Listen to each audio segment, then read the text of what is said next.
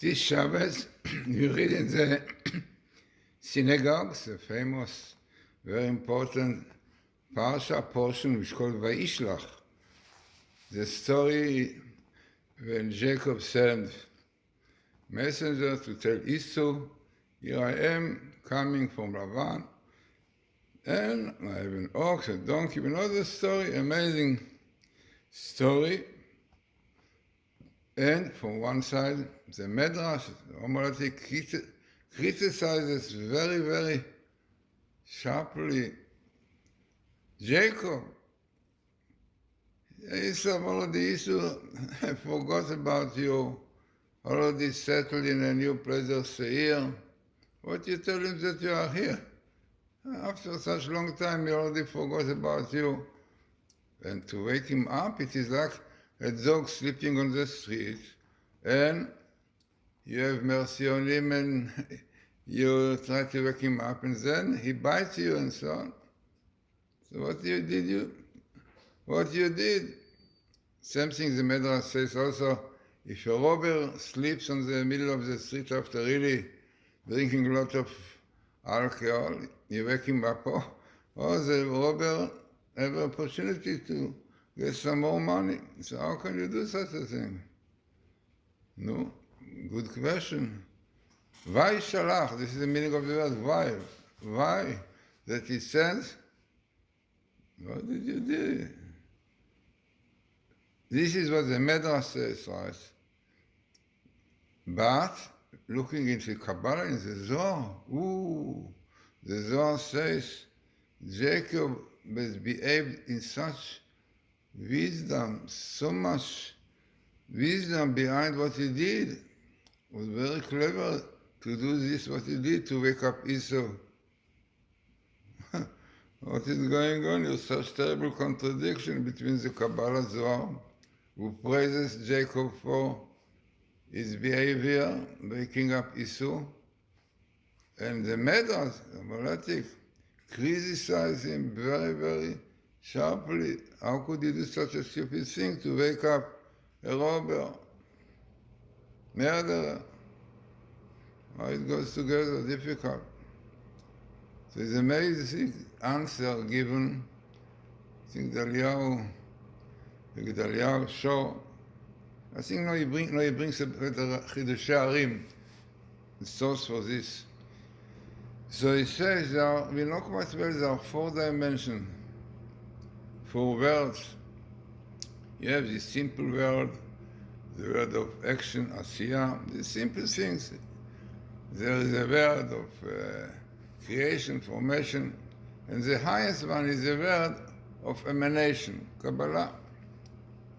Now, looking on things through those worlds, you see things differently completely. Yeah, everything. Even today, you look on whatever you look on a table, simple, 2 feet, and this is what a table. When you see what is behind the atoms, energies, everything there which keeps the thing going, and everything like this, looking superficially on things, on man. Okay, man has a nice head, a nice feet, and so, but when you go inside, so many things inside. This is exactly what are the 4 worlds. It means looking on the situation, the position, the conditions that Jacob was in, was with Laban, working there hard 22 years, and no doubt Esau already settled in a new place in Seir, building up his family, everything. So all this conflict, Esau wanted to kill Jacob, the story. So why did he do such a thing? It's written that because he woke up Esau, he sent 400 men. Not simple situation developed because of this. He had to send him present to pacify him. Why did he do such thing? Asked the Medrash. Why? He said, why shalach? From the other side, the Zohar said it was very clever what he did. So the answer given, I think, Chidushei Harim is that looking on this world through different glasses, it means here the glass we can see only what is going now, but the glasses which can show you all over history, completely different picture.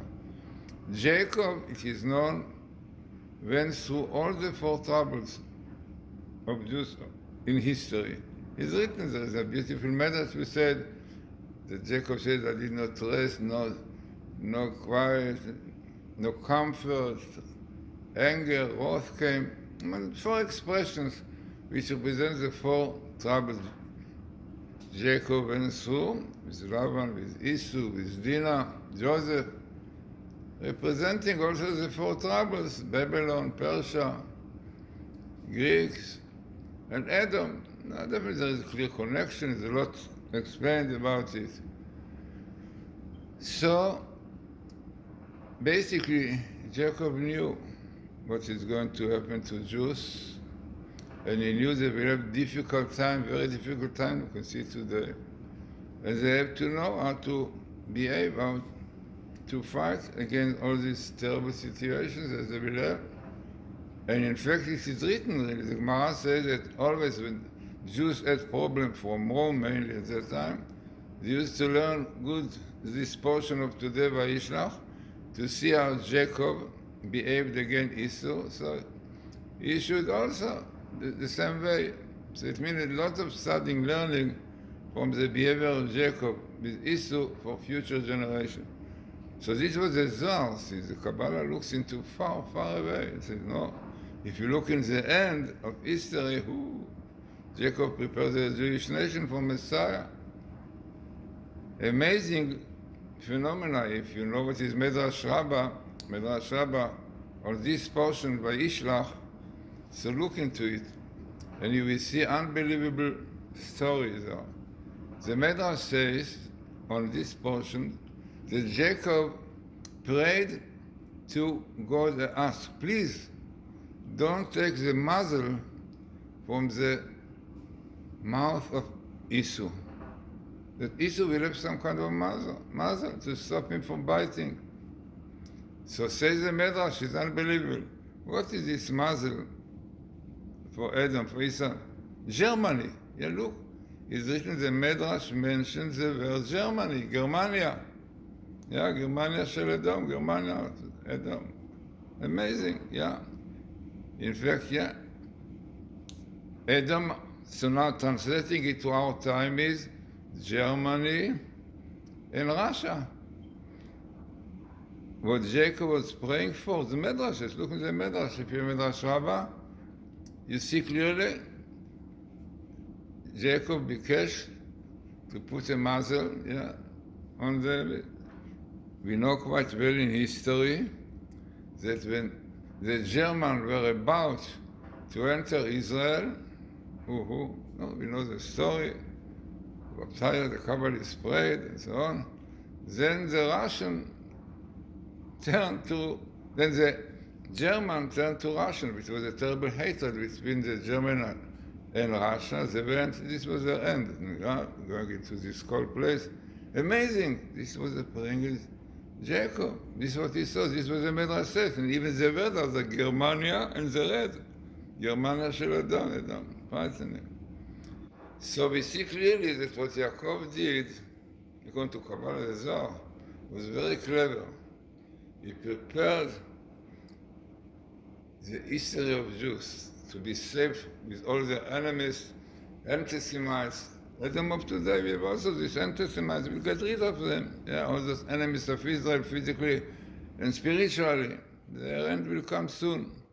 And this is what Jacob prepared, and this is what we are reading today in this portion, in synagogue. Very well, really, if you can, Midrash, and how much wisdom is behind Jacob's behavior, and how much Jews learn from it how to behave, not relying on the behavior of politicians or what we have today, because they knew this is not the answer. The answer lies much deeper. In the Torah, keeping Torah and so on. We know exactly how to behave with our enemies, Fighting is not enough.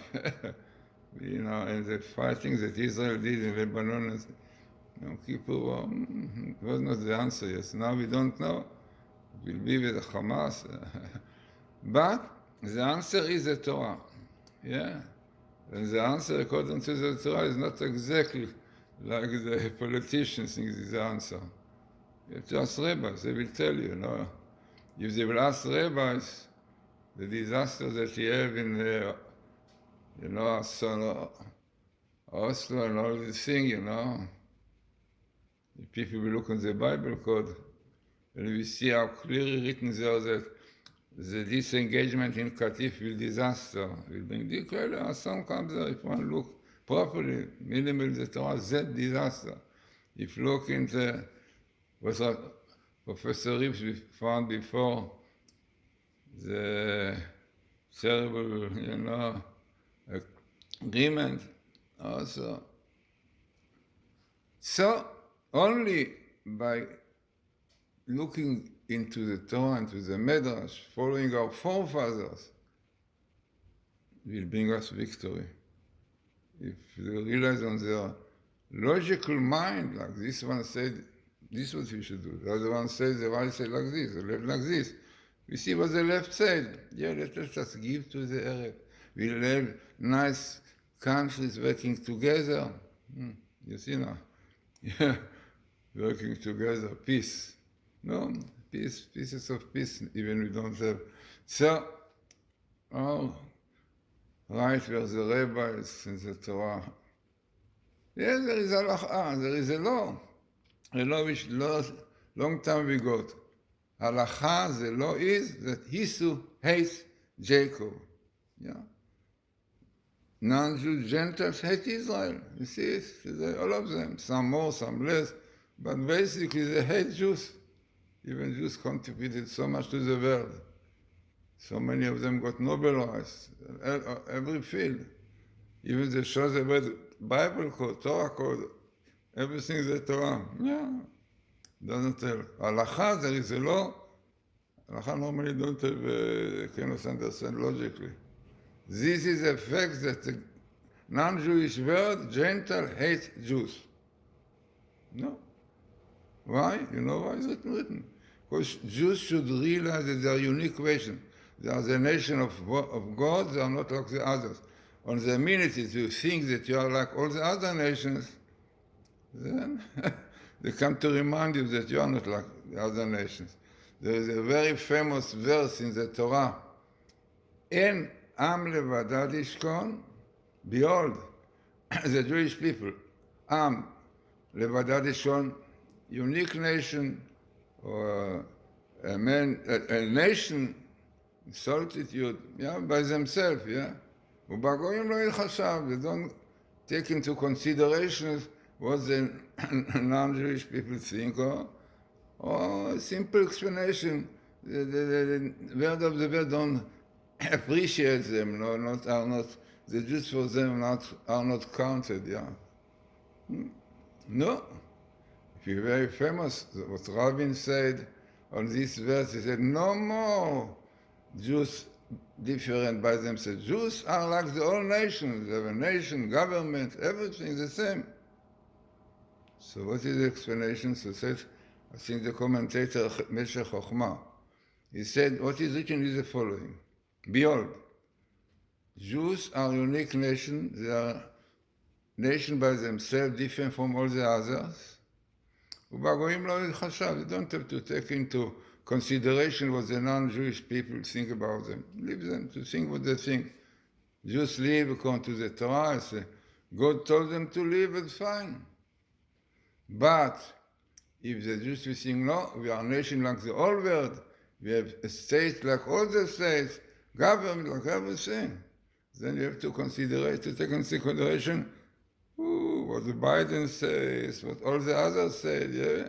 What this one said, what European unity said, we have to consideration. And see what is happening when you take into consideration.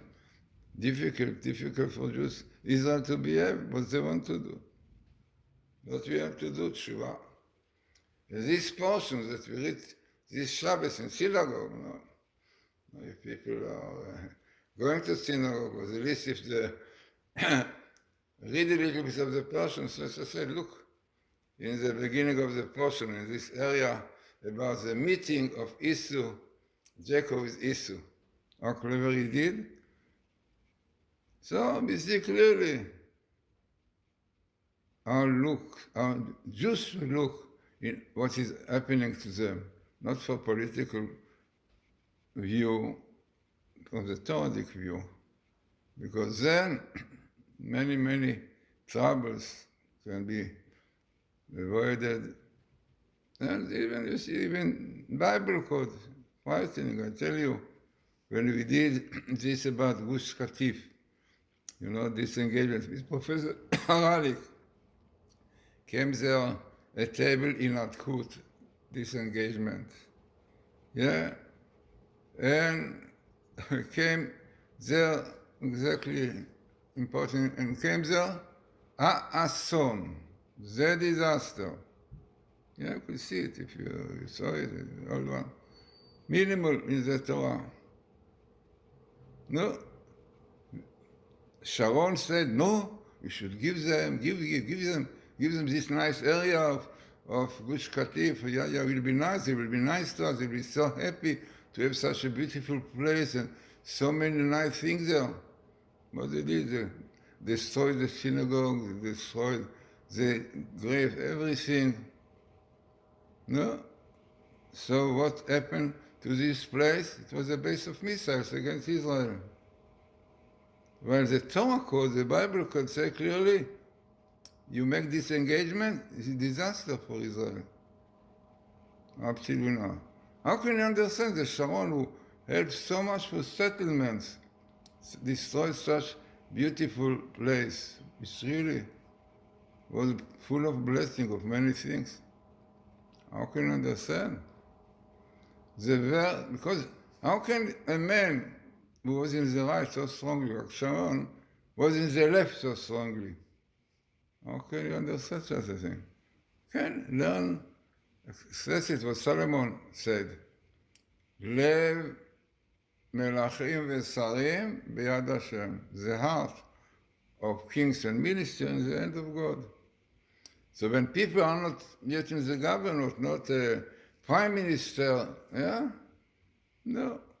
They can promise everything, like they did many of them. When they became ministers and prime ministers, they were in the strong left. How can you understand? This depends on Israel. When Jews keep the Torah nicely, properly, blessing, nice. If not, disasters. Oslo, Gush Katif. The Bible code shows you, really. Now, as you can see it, if you're patient, look for Oslo disaster, look for Inatzkut, this engagement. You can see clearly, minimal in the old Torah, the disaster, Ason. No, but people think they are more clever than the Torah. They live as the Torah. What Netanyahu said, we are not a state of halacha. No, don't be afraid, you smallest. You leftists, don't be afraid. No, think that, no. Israel will not be halacha. We will not go according to the Torah. No. We go according to our mind, according to our minister, to our Knesset, parliament. You see what happened? You know, now more and more we hear about, you see, Libus said the fashla, the failure of the, unfortunately, murdering by wild beast, more than 1,000 Jews. They knew already before. Yeah, was already people who saw it, even in the Bible, because there were indications. But they were sleeping, you know. This is what is written. If God will not guard the place, the city, we are working for nothing. Yeah, wonderful army, we have wonderful Shabak, we have so good one. So 3,000 terrorists can go inside and murder and killing like wild beasts and Nazis. If God does not keep the place, you work for nothing.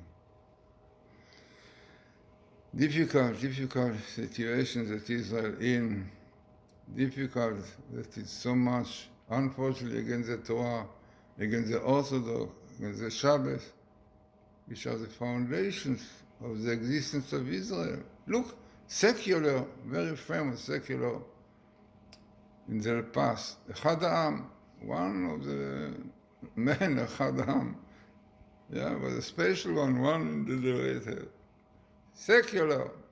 What he said, he didn't keep Shabbos properly, but he said, fact is, more than Israel, Jews kept the Shabbos. That's not the many Jews who kept the Shabbos.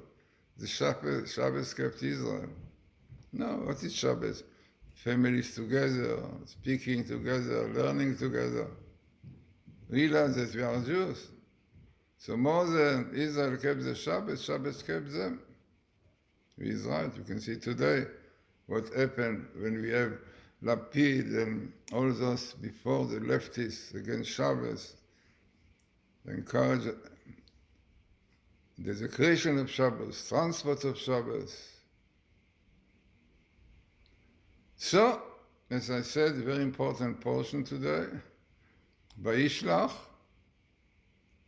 and learning Torah, doing Shuvah, keeping the Torah on Shabbos will be the only condition for peace, quiet, happiness and joy in Israel, in all the whole world.